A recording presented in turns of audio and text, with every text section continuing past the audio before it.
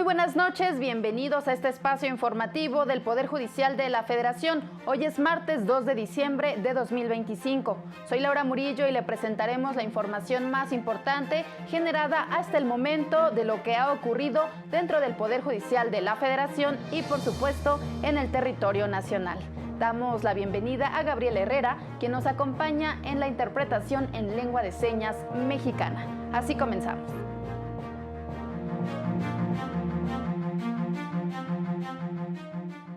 La nueva Suprema Corte protege los derechos reproductivos, de acceso a la salud y de las mujeres a decidir sobre su cuerpo.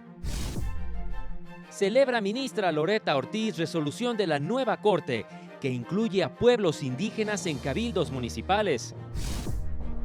El futuro de la justicia se construye colectivamente, asegura el director de la Escuela Nacional de Formación Judicial. La escucha empática, el cuidado y el acompañamiento, crucial para garantizar el acceso a una reparación integral. El Pleno de la nueva Suprema Corte de Justicia invalidó disposiciones de Tlaxcala que criminalizaban el aborto.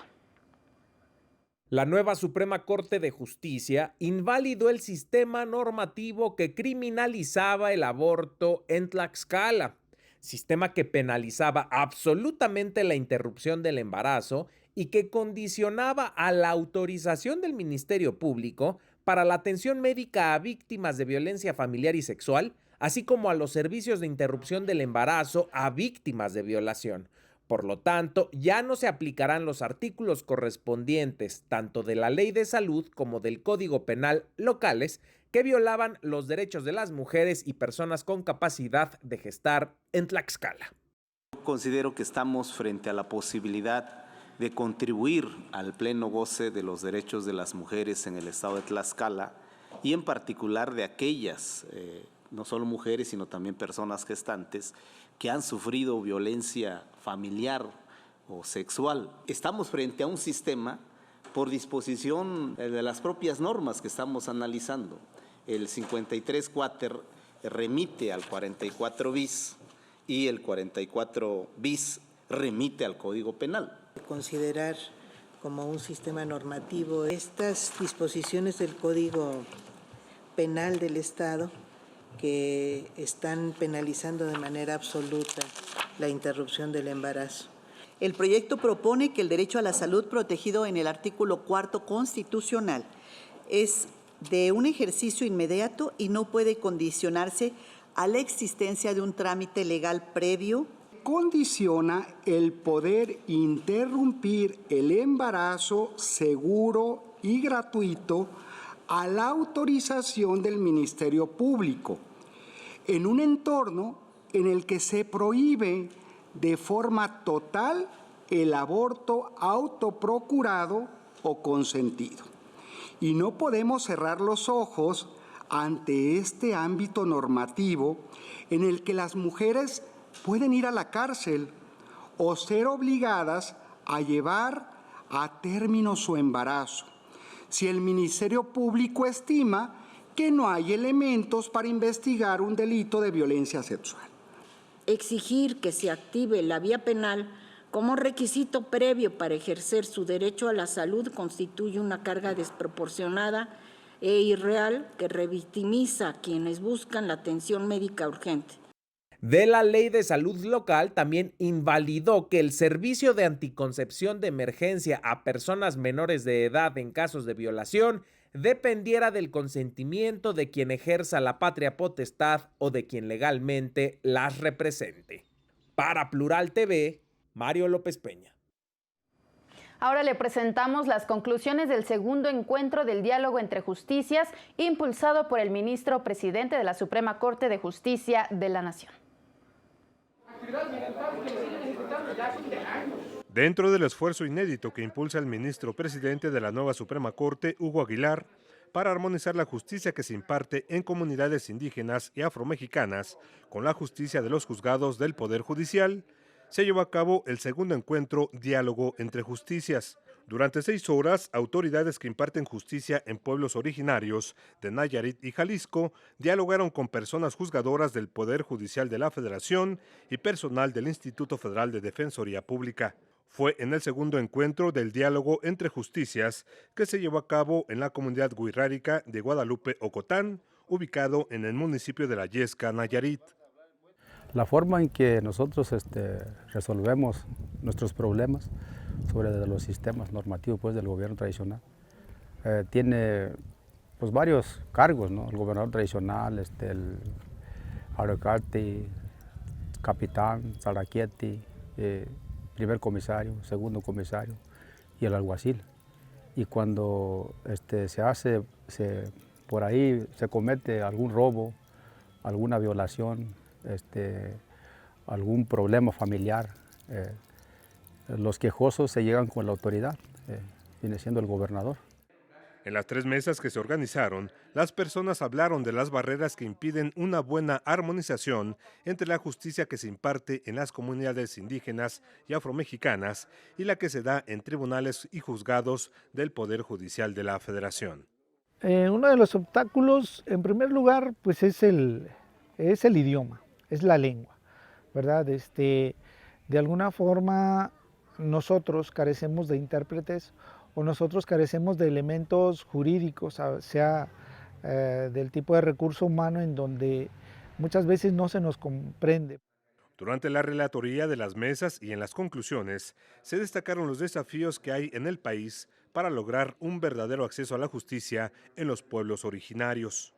Pero creo que estamos poniendo buenos cimientos, porque aquí en Guadalupe, Ocotán, se establecieron, se aportaron muchas cosas que nos van a permitir a nosotros construir y avanzar en esta encomienda que nos ha dado el ministro presidente, quien está convencido precisamente de que este ejercicio era necesario, de que este ejercicio es necesario porque solamente así podemos avanzar. Un país con esta diversidad, con esta gran riqueza como lo es México, pues tiene que escuchar a sus raíces. La Defensoría Pública Federal quiere hacer su parte, quiere tomar responsabilidad en este acceso a la justicia para las comunidades indígenas y queremos ser ese puente de diálogo entre las dos justicias. ¿Y eso cómo lo vamos a hacer?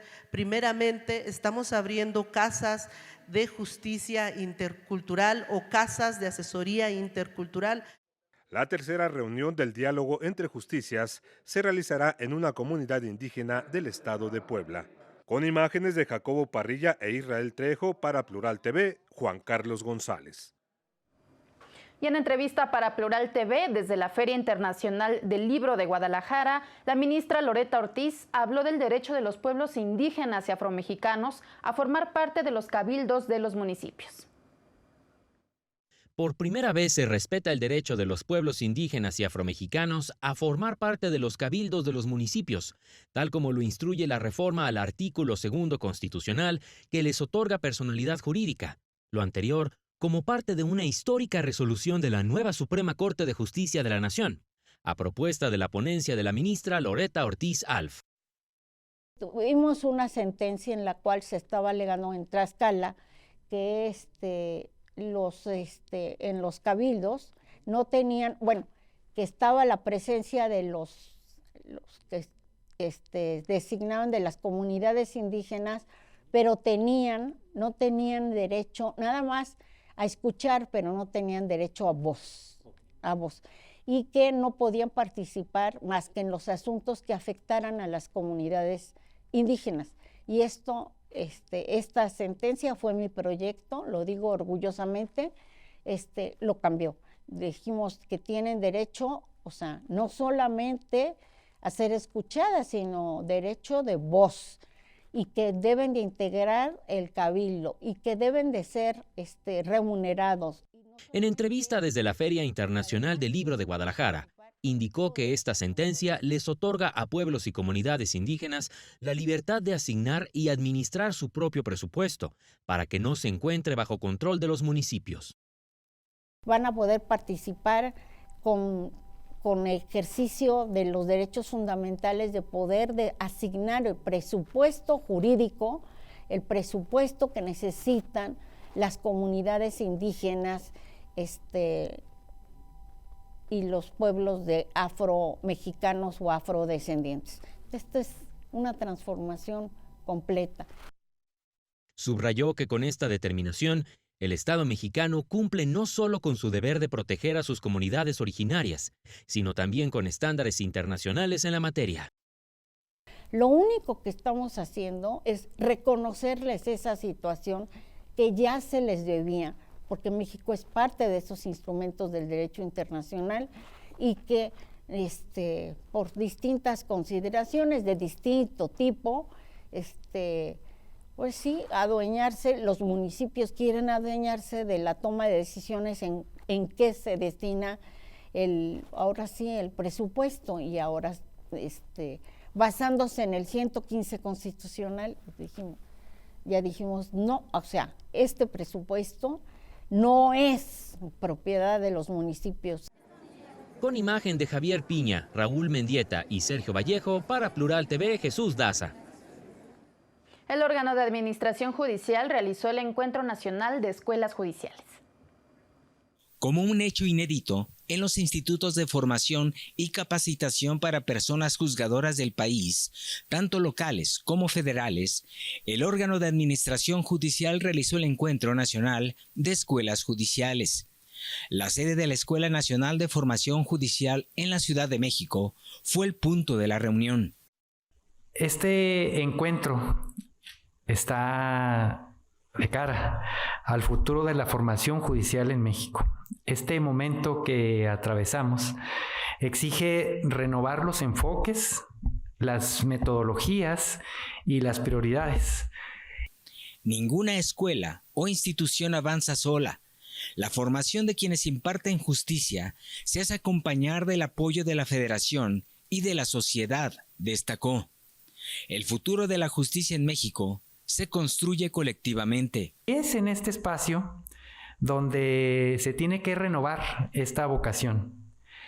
Queremos construir una visión pedagógica compartida, sin jerarquías, sin barreras y sin distinciones institucionales, como siempre debió haber sido. El Poder Judicial de la Federación compartiendo, recibiendo inclusive experiencias y conocimientos de los poderes judiciales locales.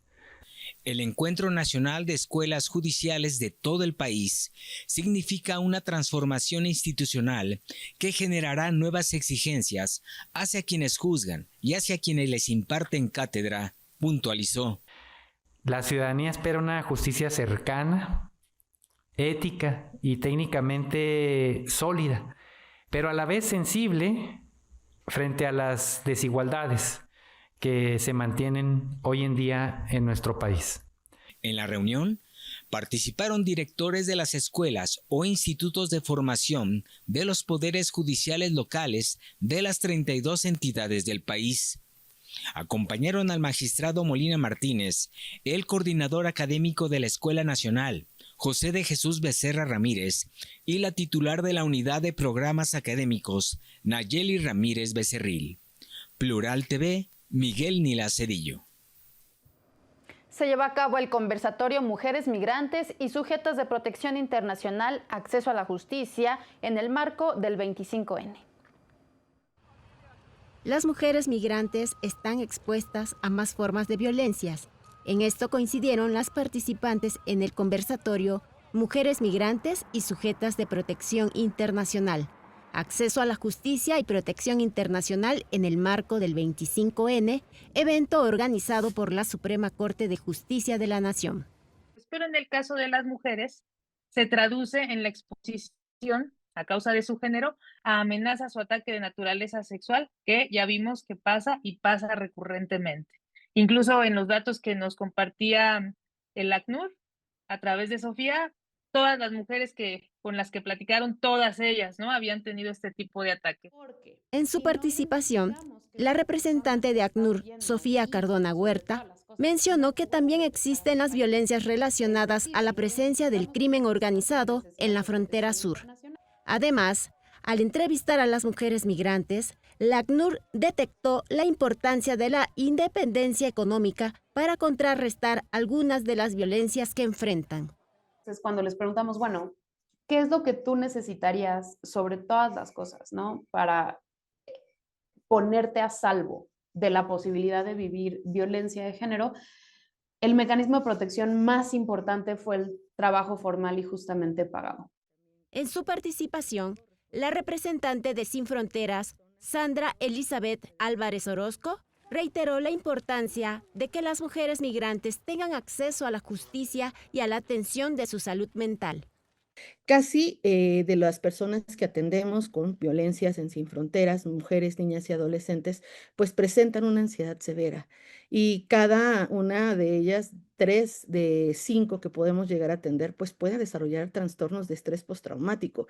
Y cuando hablamos más aún de niñas, adolescentes y mujeres que han sido víctimas de violencia sexual o de trata laboral también en su momento, esas cifras y esos trastornos se elevan de una manera mucho más dramática. Este conversatorio es parte de las acciones emprendidas para promover respuestas institucionales con perspectiva de género del Alto Tribunal. Para Plural TV, Simona Santiago Maganda. Las víctimas no son responsables de los daños. Necesitan escucha y acompañamiento, expusieron especialistas durante la jornada por los 16 días de activismo contra la violencia de género del órgano de administración judicial. La escucha empática, el cuidado y el acompañamiento a las víctimas por parte del personal que interviene en los procesos restaurativos es crucial para garantizar el acceso a una reparación integral. Sobre ello reflexionaron especialistas en el marco de la jornada por los 16 días de activismo contra la violencia de género del órgano de administración judicial. Pues bueno, debemos comprender que en todo momento que las víctimas no son responsables de los daños. Por tanto, pues bueno, debemos de dar un trato ahora sí que diferenciado, de igual forma que nos permita, pues bueno, generar condiciones para que se puedan llevar a cabo procesos donde se lleve a cabo una reparación integral. En el encuentro destacaron que para una práctica restaurativa ética es necesario que la víctima acepte llevarla a cabo. También llamaron a priorizar las medidas para la no repetición y la prevención de la revictimización. Nosotros hacemos todo lo posible porque precisamente eso ya no exista, ya no se dé y se sientan en un clima de acogida, en un clima de respaldo, en un clima de apoyo, en un clima donde puedan liberar esos sentimientos, esas emociones de lo que sufrieron, de lo que vivieron, no de la historia, ¿verdad? Agregaron que en este tipo de procesos se debe procurar neutralizar cualquier tipo de violencia que pueda ser generada, ya que se desarrollan en contextos de asimetría de poder. Vamos a un breve corte y continuamos. Enseguida, nuevas protestas de agricultores, ahora en Chihuahua, contra la Ley General de Aguas.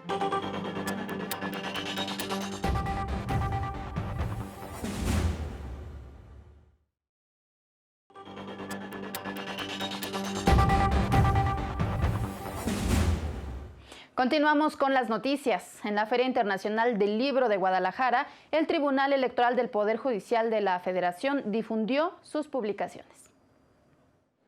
Difundir, proteger y defender los derechos político-electorales de la ciudadanía más allá de las sentencias es la misión del Tribunal Electoral del Poder Judicial de la Federación en la edición 39 de la Feria Internacional del Libro de Guadalajara. En esta ocasión, cuenta con un robusto programa académico con 37 presentaciones de obras y 12 conversatorios sobre temas de actualidad en torno a la política electoral. La política electoral es algo que está en permanente evolución, entonces, bueno, pues aquí está lo último a disposición de todas y todos. Ojalá que puedan venir, yo les aseguro que tendrán oportunidad de participar, de estar presentes en alguna de nuestras presentaciones. El impacto de las nuevas tecnologías en la justicia electoral, los retos en el tratamiento de las pruebas electrónicas, el derecho penal ante las nuevas complejidades sociales, los feminismos en Medio Oriente, la ampliación y el reconocimiento de los derechos en los tribunales constitucionales son algunos de los tópicos que abordan especialistas en el stand del Tribunal Electoral. En este preciso momento se está presentando precisamente la Constitución Política de los Estados Unidos Mexicanos con una mirada violeta. Esto es, cuáles han sido las aportaciones que el tribunal ha ido haciendo a través de sus sentencias para poder conseguir pues ese trato justo hacia las mujeres. Pero también hay muchos más. A quienes asistan a la gran fiesta de los libros en Guadalajara, el Tribunal Electoral les espera en su stand, donde se llevan a cabo las presentaciones. O bien, las puede seguir en línea a través de su canal de YouTube. Además, todo su catálogo de obras gratuitas están a disposición en su sitio web www.te.gov.mx/editorial. Con imagen de Javier Piña, Raúl Mendieta y Sergio Vallejo, para Plural TV, Jesús Daza. Y en la Feria Internacional del Libro también fue presentada la obra Entre la Constitución y la campaña mediática, Asignación de Diputaciones México en 2024. En 2024 se puso en duda la imparcialidad del Tribunal Electoral del Poder Judicial de la Federación debido a la resolución de la sentencia Subrep 3505 relacionada con la asignación de diputaciones de representación proporcional. Por ello, la necesidad de un libro que explicara el porqué de la resolución, afirmó el magistrado de la Sala Superior del Tribunal Electoral, Felipe Fuentes Barrera. Yo concluiría señalando que la sentencia del recurso de reconsideración 3505 no fue una ruptura, fue la continuación de una trayectoria constitucional y jurisprudencial coherente conforme al principio de universalidad de las decisiones judiciales. No se pueden decir sorprendidos los partidos políticos que construyeron esta legislación, que se beneficiaron en su momento también de sus alcances y contenido, de lo que ahora resulta con el cálculo que objetivamente se realizó. En el marco de la Feria Internacional del Libro en Guadalajara, fue presentada la obra Entre la Constitución y la campaña mediática, Asignación de Diputaciones México en 2024. Por un lado teníamos el contenido de la Constitución.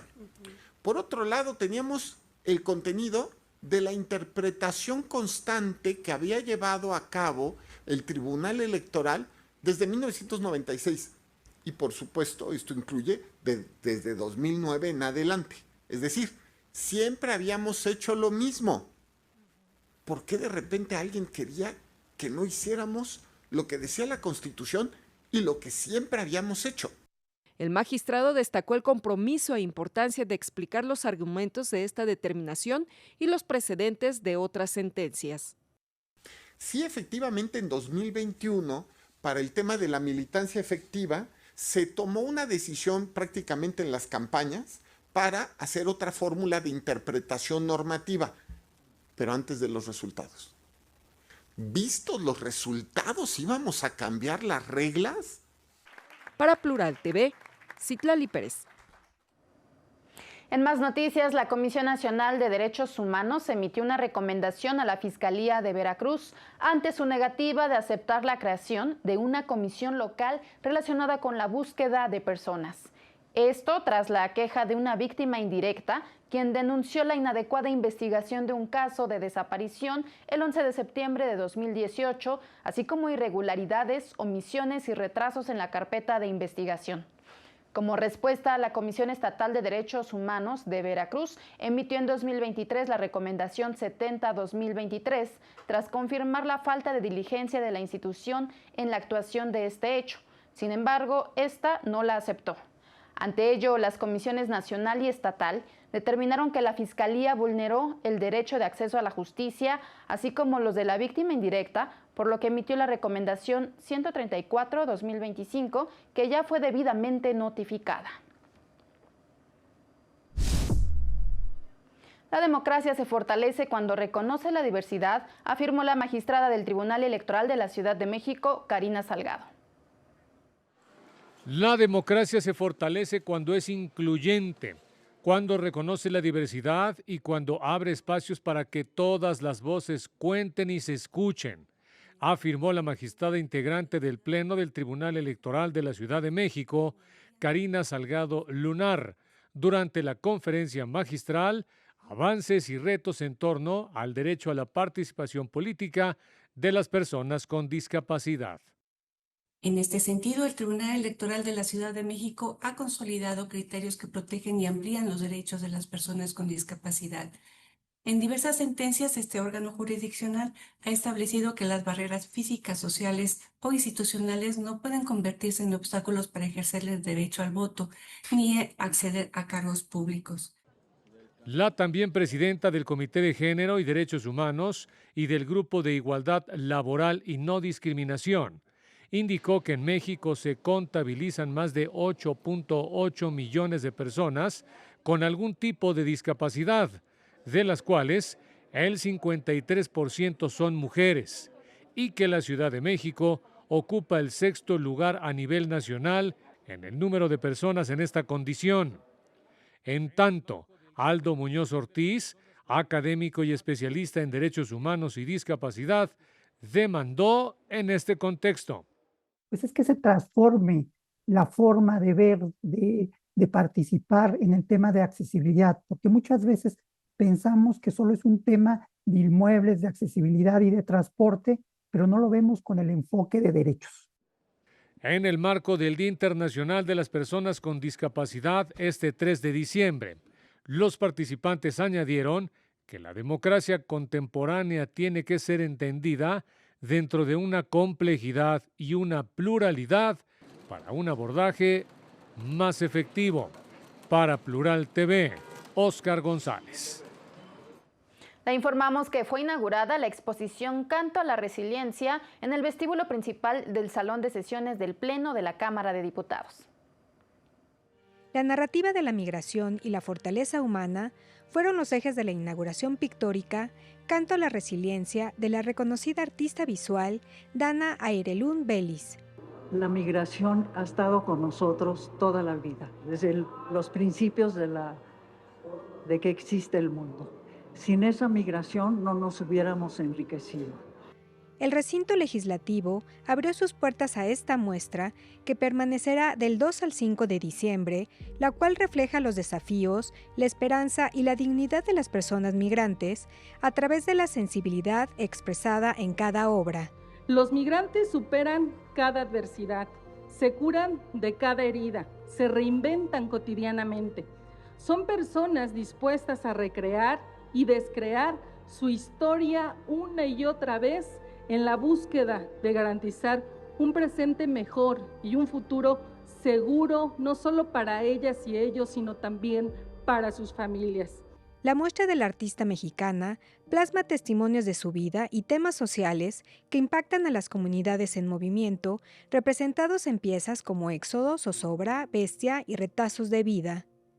Yo soy hija de migrantes y tuve la fortuna de llegar a este país, ¿sí?, con mis papás, que nos regaló muchas cosas. Nos regalaron el sol, la luz, ¿sí?, la cultura, nos regalaron la comida, ¿no?, toda la parte arqueológica, todo el pasado arqueológico que hay aquí y todos los grupos indígenas que tienen una cultura increíble. Durante el encuentro se reconoció la trayectoria de la pintora, así como su compromiso con el arte y la problemática de las personas migrantes, tema prioritario para el país. Canto a la Resiliencia da título a esta exposición, pero bien podría ser la definición poética para los migrantes. Con imágenes de Polo Lamadrid e Irwin Martínez, para Plural TV, Rosy García. Aproximadamente 300 agricultores de Chihuahua protestaron en los cruces fronterizos de Ciudad Juárez. Los inconformes manifestaron su oposición a la probable aprobación de la Ley General de Aguas, misma que es discutida actualmente en la Cámara de Diputados. Los productores agrícolas advirtieron que de no atenderse sus peticiones para realizar modificaciones a dicha ley, acordarían entonces el cierre vehicular de los cruces fronterizos, esto en un aumento de intensidad de sus protestas.